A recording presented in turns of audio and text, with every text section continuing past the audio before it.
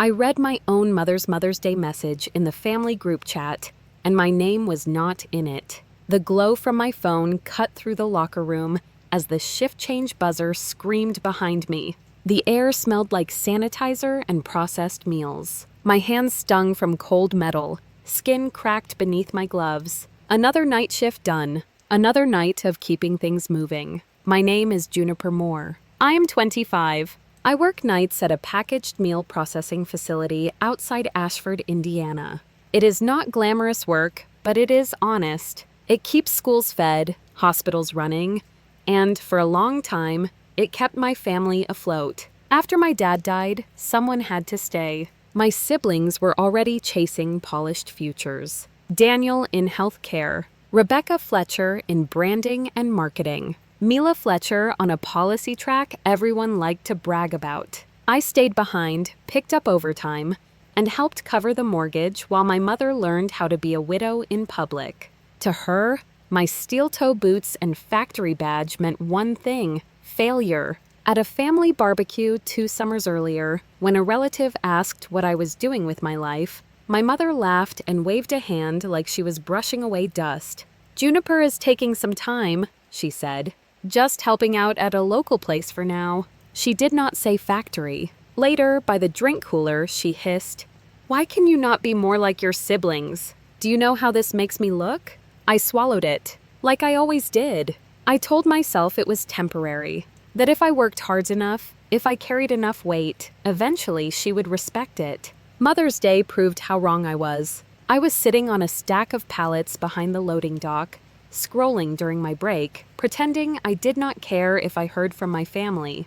My phone buzzed. More family group chat. I opened it, expecting something generic. Instead, I saw my mother's message, carefully typed and perfectly cruel. "Mother's Day dinner tonight. Successful kids only. Daniel is saving lives. Rebecca Fletcher is building brands people admire. Mila Fletcher has a real future. Proud does not even cover it. Dinner at 6:30. She tagged all 3 of them. Not me. Reactions popped up immediately. Applause emojis. Hearts. Excited replies. No one asked where I was. No one noticed the gap. I stared at the screen until my eyes burned. In the dark reflection along the edge, I saw myself. Hair tucked under a cap, face pale from fluorescent lights, hands that looked older than they should have. This was not an oversight. It was an erasure. My phone rang. A video call from my mother. Her smiling contact photo felt like a dare. I let it ring out. A text followed. "Hope you understand. Tonight is about celebrating achievements. You know you're always part of the family. Always part of the family. Just not worth mentioning." The break timer buzzed. I slipped my phone into my pocket and went back inside. The line moved. Boxes stacked. The system kept running. But something inside me shifted. For the first time, I stopped asking how to make her proud. I started asking why I had given her that power at all. And standing there, surrounded by noise and cold steel, I realized this was not just a hurtful message. It was a line in the sand. The next move would be mine. The day after Mother's Day, my alarm went off at 4:30 a.m., like it always had. Same thin sound, same dark room, same uniform waiting on the chair. What was different was my first thought. I did not wake up wondering how to make my mother proud. I woke up wondering why I had spent so many years trying. I made coffee and sat at my small kitchen table, staring at the wall while the mug warmed my hands. Then I grabbed a notebook and drew a line straight down the middle of the page. On the left, I wrote, "Stay connected." On the right, I wrote, "Cut ties." Under "Stay connected," I listed the reasons that had kept me quiet for years. Holidays, family reputation, do not be the bad daughter, maybe she changes. The list looked thin, defensive, like it belonged to someone afraid of consequences. On the right, the words came faster. No more erasure, no more humiliation, no more explaining myself. Peace. That word sat heavier than the rest. My phone buzzed. The family group chat filled with photos from dinner. My mother smiling between Daniel and Rebecca Fletcher, Mila Fletcher holding flowers. Under one photo, my mother commented, "My 3 shining stars." My stomach tightened. Then came the private messages. Daniel told me Mom was hurt and that I should not make everything dramatic. Rebecca Fletcher suggested that if I showed up with a better career, things would improve. Mila Fletcher said she hoped I was okay, but maybe I could let it go. No one said the message was wrong. I took a screenshot of the original Mother's Day text and saved it to a locked folder, not to dwell on it, to keep the truth from being rewritten later. Then I muted the group chat. I opened my mother's contact next and blocked her number. I blocked Daniel and Rebecca Fletcher, too. I paused on Mila Fletcher's name and left it untouched. When the silence settled, my hands were shaking. That evening, Jenna Alvarez came over with takeout, and one look at my face told her something had snapped. She read my notebook, both columns, then looked up. "You already decided," she said. "You just needed permission. Who cuts off their own mother over a text?" I asked. Jenna did not hesitate. Who erases their child over an image problem? That was the moment I stopped calling it cruelty. I wrote one final line under cut ties. "I choose me." The next morning felt quieter. Not empty, just quieter. At work, the line moved the way it always did. But I noticed things differently. Patterns, bottlenecks, risks no one talked about. When my supervisor, Linda Parker, mentioned the company's tuition reimbursement program, I did not brush it off. I signed up for night courses at Ashford Workforce Institute. Industrial safety, process improvement, operations basics. It was not glamorous. It was practical. It made sense. 2 nights a week after my shift, I sat in a classroom that smelled like dry erase markers and stale coffee. Most of us were tired. Most of us worked with our hands. No one asked me to be embarrassed. I asked questions. I took notes. I learned how systems failed and how they could be fixed. A few weeks later, Linda called me into her office. "Your reports are clean," she said. "Your shift has the fewest incidents. The improvements you suggested are working." She slid a paper toward me. "We need a line supervisor for a new project. Night shift. More responsibility. More pay." A year earlier, my first thought would have been my mother. This time, it was not. "Yes," I said. "I am interested." The promotion changed everything and nothing at the same time. More hours, more pressure, more authority. People started coming to me for answers. Not because I had a polished resume, but because I had been where they were. Late at night, though, old habits crept in. I would scroll past photos of my siblings, past posts about proud parents and successful kids. The gap where I used to exist still tugged at me. One night, after catching myself staring too long, I closed my phone and opened my laptop. I started writing. At first, it was anger. About blue-collar work. About the way families and society treat survival as failure. Then it became personal. About conditional love. About watching your name disappear from your own mother's sentence. When I typed "successful kids only," I stopped and left it exactly as it was. I asked one question in the middle of the page. Does your worth depend on the people who refuse to see it? Or can you build it anyway? I did not use my name. I did not list places. I hit publish and titled it, "Successful Kids Only, When Your Family Invites Everyone But You." By morning, people were reading it. By afternoon, thousands. Comments poured in from strangers who sounded like they had lived in my house. Jenna messaged me, "This is you, right? I am proud of you." Then the story crossed into my mother's world. One of her church friends shared the post with a caption asking parents not to do this to their children. A few days later, my phone rang from an unknown number. I let it go to voicemail. My mother's voice sounded tight. "People keep sending me this story. I hope you are not involved in something that makes our family look bad." Not a question about me, just about appearances. I saved the voicemail. That night, Linda stopped me in the hallway. "I read an article today," she said. "The writer sounded like you." "Maybe," I said. She smiled. "If it was you, it was powerful. Anyone who can lead a line and write like that is going places." I printed the blog post and my old pro and con list and put them in a folder labeled Proof I Am Not Crazy. When doubt crept in, I opened it. A few weeks later, Jenna shoved a flyer into my hand. Storytelling night downtown. Theme is when family crosses the line. You should do it. I laughed it off, but a week later, my name was on the lineup.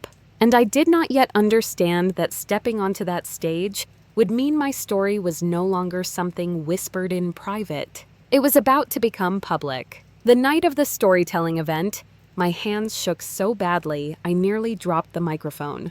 The room was packed, folding chairs pressed together, people in hoodies and work boots sitting beside others in business casual, faces already tight with emotion, like they had arrived carrying stories of their own. The stage lights were harsh, bleaching everything past the first few rows into shadow. I took a breath and gripped the mic. My mom once told a room full of relatives that my job was embarrassing, I said. A ripple moved through the crowd. Someone whispered, "Damn." I did not rush. I let the silence work. I stayed in my hometown to work nights at a processing facility so my family could keep the house after my dad died. I continued. I came home smelling like cold metal and spices. Hands cracked open, body exhausted. I thought that counted for something. I paused, my voice steady now. On Mother's Day, my mom sent a message to our family group chat. She invited her successful kids to dinner. She listed their careers, their futures. I swallowed. My name was not in it. The reaction was immediate. Gasps. A woman in the front row covered her mouth. Someone shook their head slowly, like they had seen this exact scene before. I told them about the loading dock, the break timer buzzing, the way I refreshed the screen, waiting for my name to appear like a mistake that would be corrected. Then I said the words, "Successful kids only." The room went quiet in a way that felt heavy and shared. "I want to ask you something," I said. "Have you ever realized that your family only loves you on their terms? That the moment you stop making them look good, you disappear?" Heads nodded, some reluctantly, some fiercely. I talked about the list I made at my kitchen table. Stay connected versus cut ties. I talked about blocking my own mother and how it did not feel empowering at first. It felt like grief, the kind that sits in your chest and does not care how logical your decision is. And then, I said, I stopped trying to explain myself to people who had already decided who I was. I told them about the classes, the promotion, the blog I wrote late at night because the words would not leave me alone. I talked about strangers who understood me faster than my own family ever had. Near the end, my hands stopped shaking completely. I used to believe family was a debt, I said, that because they gave me life, I owed them silence. I know better now. I scanned the room, faces leaning forward, eyes wet. I can love where I came from and still walk away from the parts that were killing me. When I stepped off the stage, the room stood, not with wild applause, but with something deeper, recognition, relief. People came up to me afterward, one by one. A woman grabbed my arm and whispered. I screenshotted my mom's text the day she uninvited me from Christmas. I thought I was crazy. You are not, I told her. And I meant it. On the bus ride home, my phone buzzed non-stop. Tags, messages, clips from the event spreading online. Someone with a large following had reposted a video with the caption, "The successful kids-only mom is why so many of us are in therapy." The comments were chaos and catharsis mixed together. Halfway down the thread, a familiar name stopped my thumb. Mila Fletcher Moore. She had written, "Sometimes the successful kids are just the ones who learned how to perform. The others are just trying to survive." My chest tightened. Later that week, Mila Fletcher texted me. She saw it, she wrote. "People at church are talking. She says you are airing family business." I stared at the message before replying. Maybe, I typed, but maybe someone needed to hear it. That was the moment it clicked. This was not revenge. It was consequence. My mother had spent years controlling the story, polishing it for the right audience. Now there was a version she could not edit, and it was traveling faster than her explanations ever could.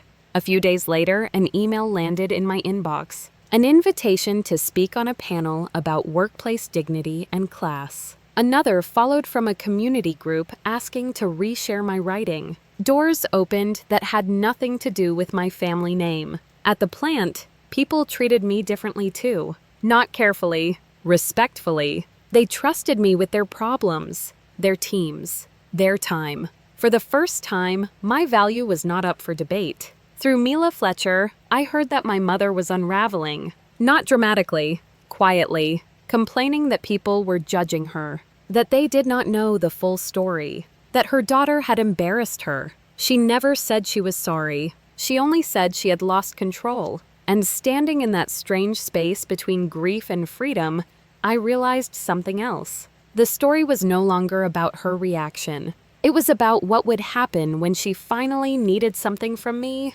because I knew that call was coming.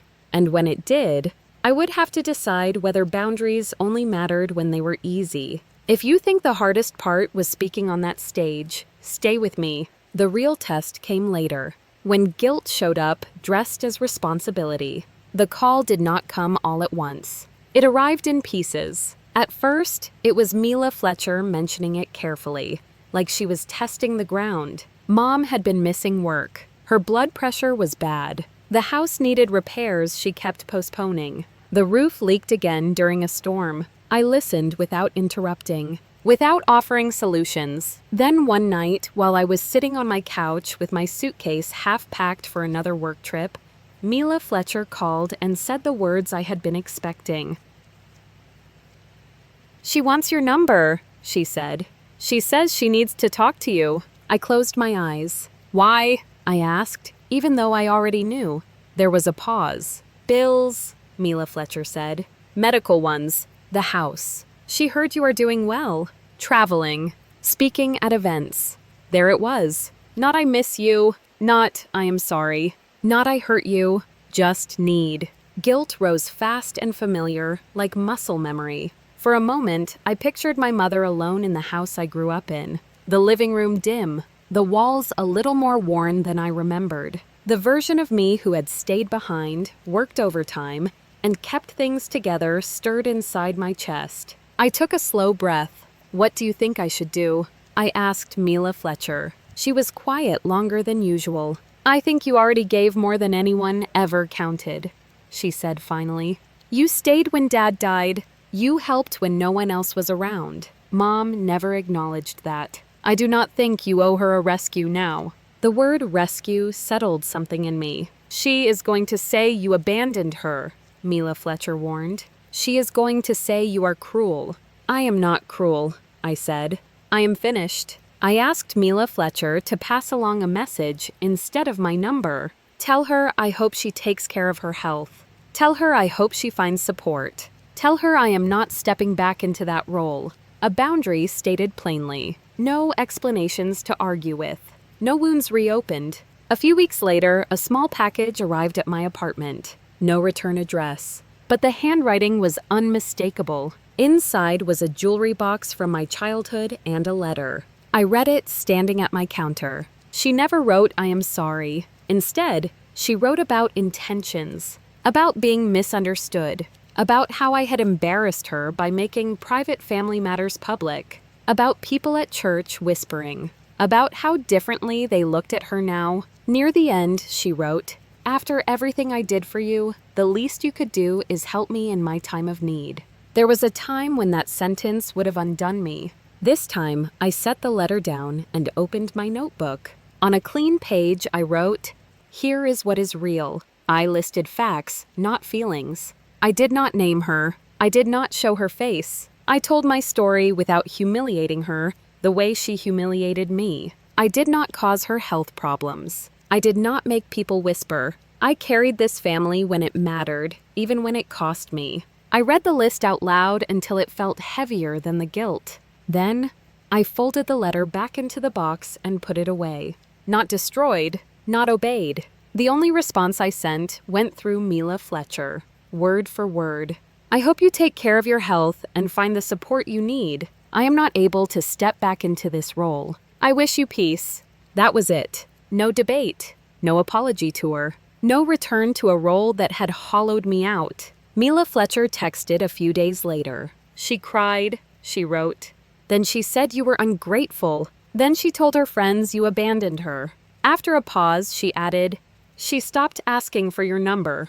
It did not feel like victory. It felt sad, heavy, and calm. I learned something important then. Choosing yourself does not erase grief. It just stops the bleeding. I still miss the idea of a mother sometimes. I still had memories that softened and hurt at the same time. Those feelings did not mean my decision was wrong. They meant I was human.